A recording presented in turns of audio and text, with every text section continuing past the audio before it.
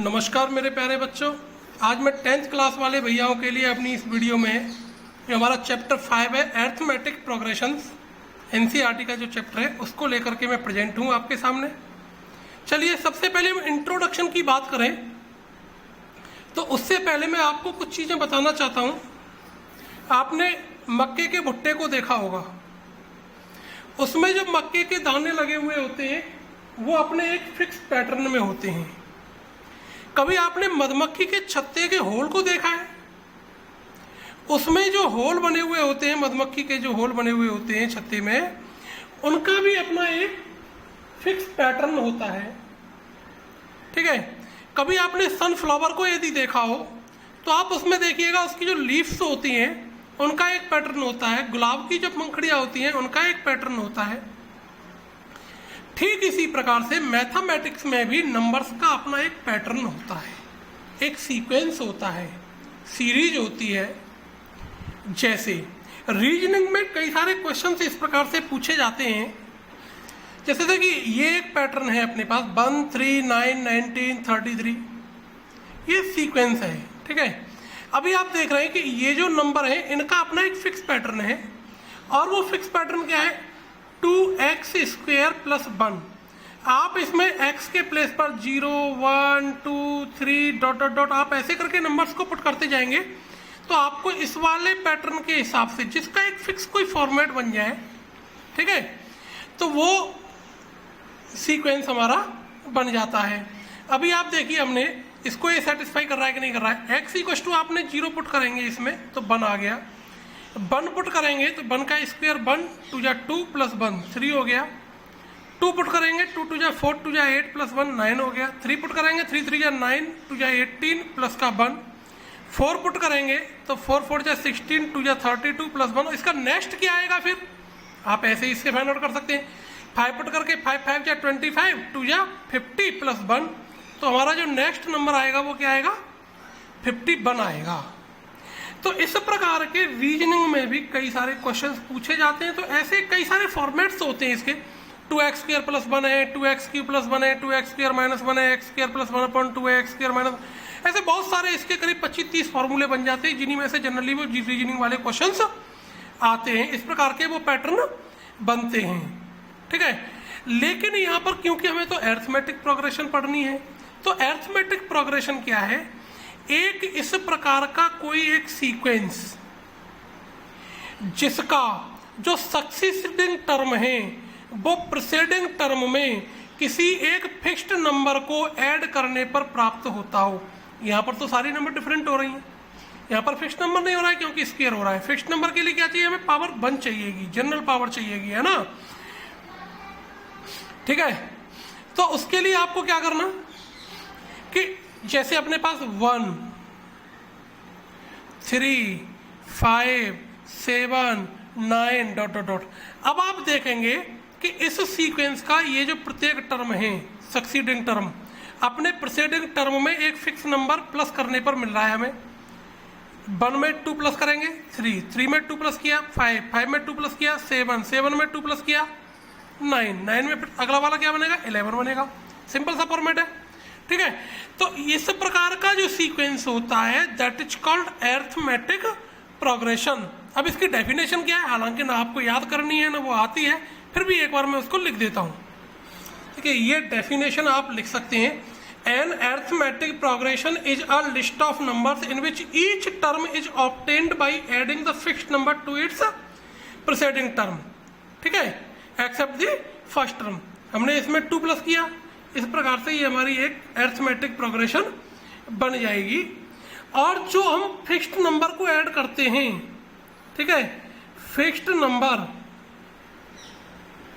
Is called common difference. जो fixed number है वो हमारा क्या कहलाता है?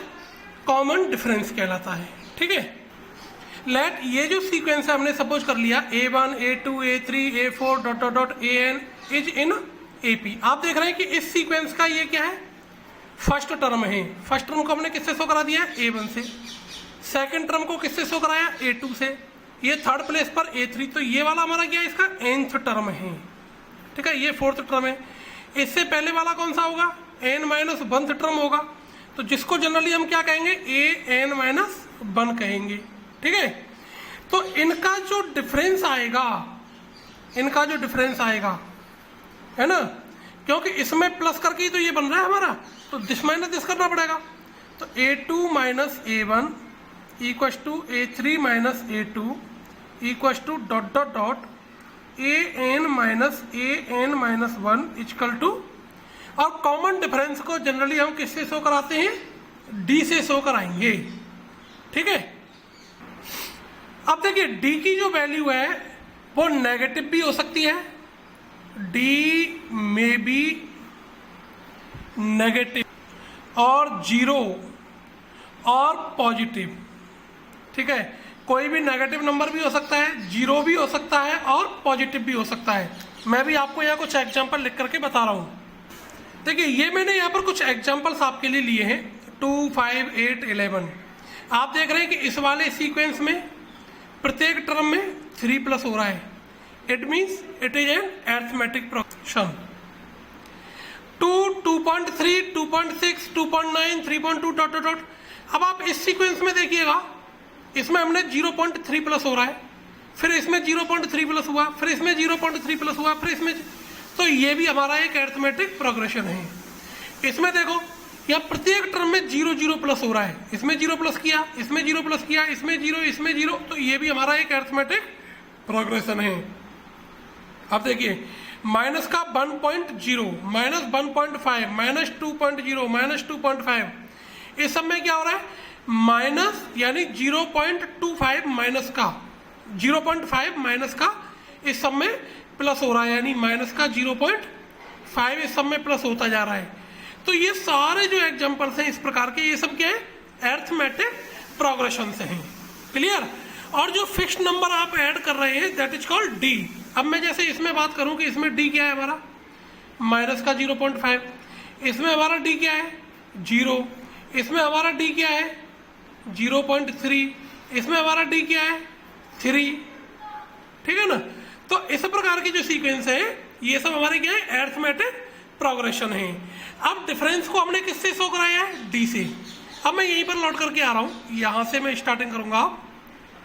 आप देखो ये मेरा फर्स्ट टर्म है, ये सेकंड टर्म है, और मैंने सपोज कर लिया कि इसमें मैंने डी प्लस किया है, डी फॉर कॉमन डिफरेंस, यानी सब में सेम प्लस होना है। तो जो सेकंड वाला टर्म है वो कैसे बनेगा, a1 प्लस डी। जो थर्ड वाला टर्म है वो कैसे बनेगा, a2 प्लस डी, और a2 की वैल्यू क्या है a1 प्लस डी, ये तो a2 की वैल्यू हो गई प्लस डी, तो क्या हो गया हमारा a1 प्लस 2d। तो जो 3 वाला टर्म है, अब इसको मैं क्या लिख सकता हूं, a1 plus 3 minus 1 into D, ऐसे करके लिख सकते हैं। ऐसे ही a4, देखिए ऐसे ही हम a4 की वैल्यू निकाल लेंगे, तो a1 plus 4 minus 1 into D, यानी a1 प्लस 3d। a5, ठीक है, a1 प्लस 4d, तो यहाँ a4 प्लस d, और a4 की वैल्यू क्या है a1 प्लस, a4 की जो वैल्यू आ जाएगी हमारी a1 प्लस 3d प्लस का d, तो a1 प्लस 4d हो गया, यानी 5 माइनस 1 इंटू डी। ऐसे ही an, तो हमारा क्या आ जाएगा an a1 plus n minus 1 into D. ठीक है, तो that is called general term, यानी nth टर्म, जनरल टर्म यानी nth term of an arithmetic progression. ठीक है, तो ये इस प्रकार से हम इसका nth टर्म जो है कोई सा भी टर्म फाइंड आउट कर सकते हैं। a1 को जनरली हम कहीं कहीं डायरेक्टली a भी लिख सकते हैं। ठीक है, a plus n minus 1 into D. अब आप देखो आपने फर्स्ट टर्म को किससे शो कराया, a1 से, सेकंड को a2 से, थर्ड को a3 से, तो nth टर्म को किससे शो कराएंगे, an से। तो an equal to a plus n minus 1 into D. ठीक है, देखिए अभी जो हमने पढ़ा वो स्टार्टिंग से हमने nth टर्म, हमें कोई सा भी टर्म निकालना है। यदि हमें कोई एक कंप्लीट सीक्वेंस दे दी जाए जिसका हमें लास्ट टर्म भी गिवन हो, और फिर पीछे से पूछे कि भाई इसका लास्ट से nth टर्म क्या होगा, तो जब हम इधर से चलेंगे तो हमारा ये काय का काम करेगा, फर्स्ट टर्म का। सपोज दैट इधर से हमारा कॉमन डिफरेंस d है, जब हम इधर से माइनस करेंगे तो फिर हमारा क्या हो जाएगा, माइनस का d हो जाएगा। जैसे अपने पास ये सीक्वेंस है 2, 5, 8, 11। अभी मैं कहूँ कि भाई इस सीक्वेंस का डी क्या है स्टार्टिंग से, तो आप कहेंगे कि 5 - 2 = 3, पॉजिटिव 3 आ रहा है। अब मैं इस सीक्वेंस का सबसे लास्ट का टर्म जो है यहाँ पर 51 रख देता हूँ, ठीक है। अब फिर मैं कहूँ कि भाई अब आप इधर से चले तब इसका फिर कॉमन डिफरेंस क्या होगा, तो आप अगले वाले टर्म में से सक्सीडिंग में से तो प्रीसीडिंग को माइनस करना है, तो 8 - 11 तो क्या हो जाएगा -3, यानी डी का जो साइन है वो क्या हो जाएगा, चेंज हो जाएगा, ठीक है। अभी हमारा स्टार्टिंग से जो nth टर्म था वो क्या था, a + n - 1 × d। अब मैं nth टर्म फ्रॉम लास्ट कहूं, लास्ट से, तो लास्ट से क्या होगा, ये जो लास्ट टर्म है ये काय का काम करेगा, a का, यहां से इधर से चलना है ना, तो l + n - 1 × d हमारा इधर से तो पॉजिटिव था, लेकिन जब हम बैक से चलाएंगे तो फिर हमारा d किसका हो जाएगा, माइनस का। तो nth टर्म फ्रॉम लास्ट क्या हो गया, प्लस माइनस n - 1 × d।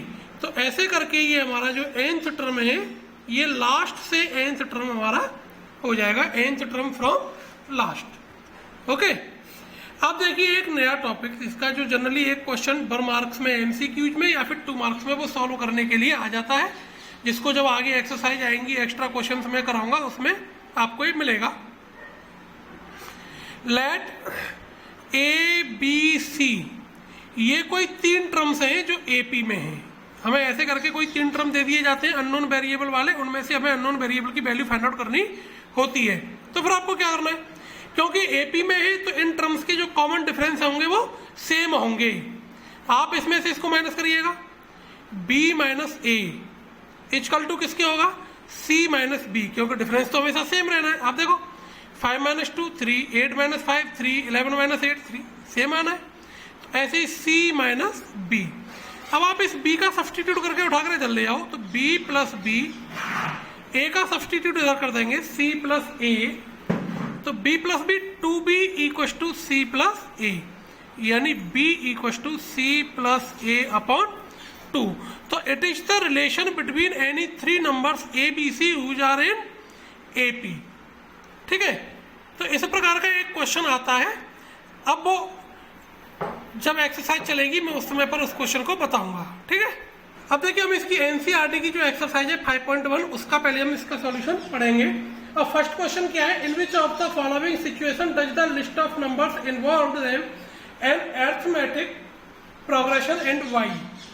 और इसका जो फर्स्ट वाला पार्ट है, यानी इसमें हमें सब में ये बतानी है इसमें से किस किस सिचुएशन में अरिथमेटिक प्रोग्रेशन होगी या नहीं होगी, और क्यों नहीं होगी, होगी तो क्यों होगी, नहीं होगी तो क्यों नहीं होगी। The taxi fare after each kilometre when the fare is 15 rupee for the first kilometer for 8 rupee each additional kilometer। यानी देखो फर्स्ट किलोमीटर का जो किराया है वो कितना है 15, तो A1 हमारा क्या हो गया 15 हो गया। अब एडिशनल प्रत्येक किलोमीटर का यानी दूसरे किलोमीटर का किराया यानी A2 कितना हो जाएगा 15 + 8 यानी 23। ऐसे ही थर्ड किलोमीटर का किराया क्या हो जाएगा, थर्ड किलोमीटर का A2 + 8 यानी दूसरे किलोमीटर का जो लगा है वो, तो = 23 + 8 कितना आ गया 31। ऐसे करके निकल जाएंगे। अब आप इनके डिफरेंस निकाल करके देख लो, A2 - A1 क्या आएगा 23 - 15 8, A3 - A2 31 - 23 क्या आएगा 8। अब as common difference is same so given situation is of the form of AP। तो इस प्रकार से हम इसका फर्स्ट वाला पार्ट हमने कर लिया, ठीक है। ऐसे ही आप इसके बाकी के पार्ट्स को कर सकते हैं, जिनका सॉल्यूशन अगर आपको देखना हो तो वो मेरे ब्लॉग पर मिल जाएगा, ब्लॉग आपको अवेलेबल है ही पहले से। अब देखिए क्वेश्चन नंबर 2 क्या है, right first 4 terms of the AP, first term and common difference are given. मैं आपको फर्स्ट वाला पार्ट शो करके दिखा रहा हूँ, बाकी के 3 जो इसके पार्ट है 4 पार्ट्स है वो आपको स्वयं करने हैं, ठीक है। और उनका जो प्रिंट है वो आपको मेरे ब्लॉग पर मिल ही जाएगा, बाकी के सारे सॉल्यूशंस का ब्लॉग वहाँ पर आपको मिल जाएगा, ब्लॉग पर प्रिंट जो है, ठीक है। एक क्वेश्चन आप यहाँ करके देख लीजिए, हमें इसके फर्स्ट 4 टर्म्स बताने हैं। तो जो फर्स्ट वाला टर्म है वो तो यही हो गया हमारा A, 10 आ गया। सेकंड टर्म क्या बनेगा, A1 प्लस डी। A3 क्या बनेगा, A1 प्लस 2D। A4 क्या बनेगा, A1 प्लस 3D। अब आप इसमें यहाँ पर इनकी वैल्यूज पुट कर लीजिए। देखिए हमारे 4 टर्म्स हमारे ये आ गई, first, second, third and fourth. इसी प्रकार से आप इसके बाकी के चारों पार्ट्स को कर सकते हैं। देखिए यहाँ मैंने ये सेकंड क्वेश्चन के बाकी के सारे पार्ट्स मैंने सॉल्व किए हैं, इनका प्रिंट आपको मेरे ब्लॉग पर मिल जाएगा। अब देखिए थर्ड क्वेश्चन क्या है, right the following APs first term and common difference. ये नीचे कुछ एपीज दी गई हैं, उनके फर्स्ट टर्म और कॉमन डिफरेंस पता नहीं है। अब जैसे इसका फर्स्ट वाला पार्ट है, आप देखो इसमें फर्स्ट टर्म हमारा क्या है, A1 इक्वल टू 3 हो गया। कॉमन डिफरेंस निकालने के लिए हमें क्या करना होता है, A2 माइनस A1, तो 1 माइनस 3 इक्वल टू माइनस का 2। ये हमारे आंसर हो गए, ये फर्स्ट टर्म हो गया, कॉमन डिफरेंस हो गया। ऐसे इसके बाकी के सारे पार्ट आप कर लेंगे। ठीक है, इसका सॉल्यूशन मैं नीचे लिख दूंगा, इसका आपको प्रिंट हमारे ब्लॉग पर मिल जाएगा। ये इस प्रकार से आप इसके बाकी के सारे पार्ट्स को भी सॉल्व कर लेंगे, जिनके कैलकुलेशंस मैंने यहाँ पर दे रखी हैं। अब देखो बच्चों क्वेश्चन नंबर 4 जो है, which of the following are APs. नीचे इसमें इसके करीब 15 पार्ट्स दिए हुए, 15 पार्ट है इसके। फॉलोइंग आर एपीज, इनमें से कौन कौन एपी में है।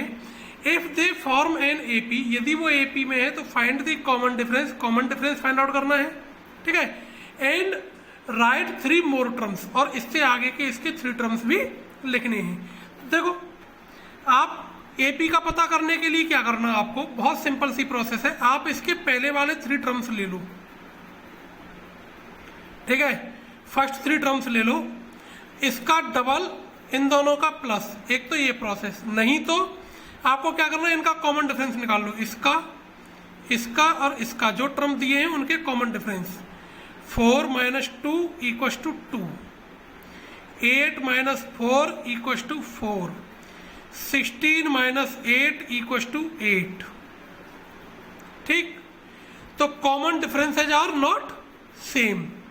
एक प्रोसेस तो ये हो गई, या और करके आप दूसरा पोर्शन क्या कर सकते हैं कि बीच वाले टर्म का double, 2 into 4 equal to first और थर्ड के सम के इक्वल आ जाए, 2 प्लस 8।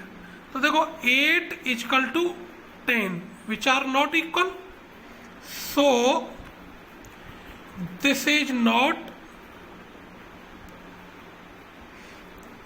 In AP.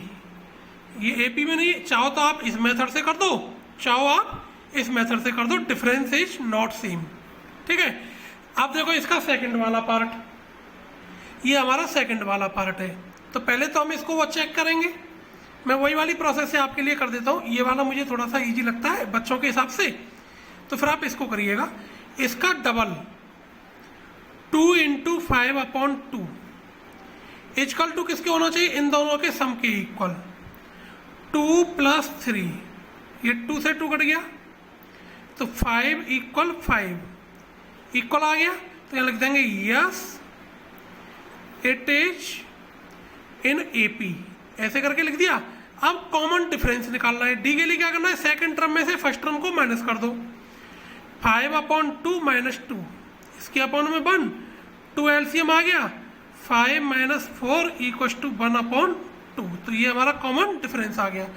अब आगे के हमें 4 टर्म्स लिखने हैं, तो प्रत्येक में हम क्या करेंगे, अब देखो नेक्स्ट 4 टर्म्स, नेक्स्ट 4 टर्म्स, ये भी तो हमको लिखने हैं। तो देखो नेक्स्ट 4 टर्म्स कौन कौन हो गए, इसमें हमें कितने टर्म दे रखे हैं, 4। तो 5th term, 6th term, 7th term और 8th टर्म, यही तो हमारे नेक्स्ट 4 होंगे। तो 5th टर्म हमारा क्या बनेगा, a प्लस 4d। a की वैल्यू क्या है हमारी 2, प्लस 4 इंटू डी की वैल्यू क्या आ गई हमारी 1/2। तो 2 2 जा 4 और 2 प्लस 2 क्या हो गया 4।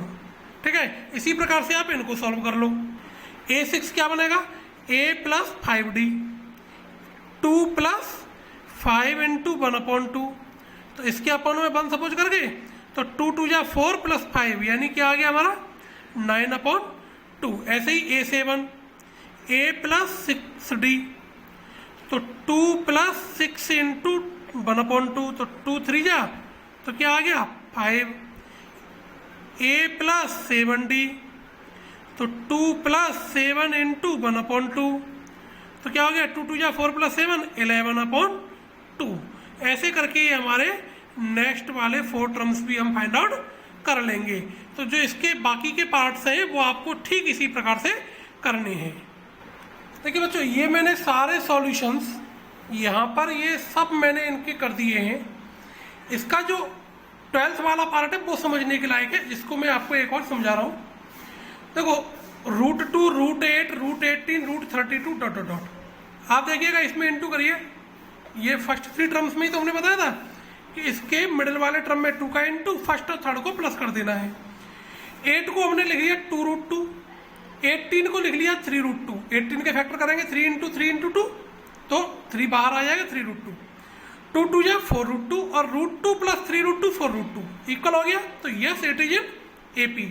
अब D कैसे निकलेगा? Second term minus first term, तो √8 माइनस √2। √8 को हमने क्या लिख लिया 2√2 माइनस का √2, तो क्या बचेगा √2। तो हमारा D आ गया √2। अब next 4 terms A5, A6, A7, A8, क्योंकि इसमें 4 टर्म्स तो हमें दिए हुए। तो A5 क्या बनेगा A plus 4D, value of A √2, 4 into value of D √2, तो √2 प्लस 4√2 5√2। इस 5 का जब अंदर हम रूट के अंदर ले जाएंगे तो 5 स्क्वायर हो जाएगा, तो 25 इंटू 2 यानी √50। ऐसे ही A प्लस 5D, 6√2 का 72 हो गया रूट में, 7√2 का √90, क्योंकि 7 का स्क्वायर 49 इंटू 2 √98, 68 का स्क्वायर 64, 2 जा 128। ऐसे करके आप बाकी के इसके पार्ट्स भी कर लीजिए।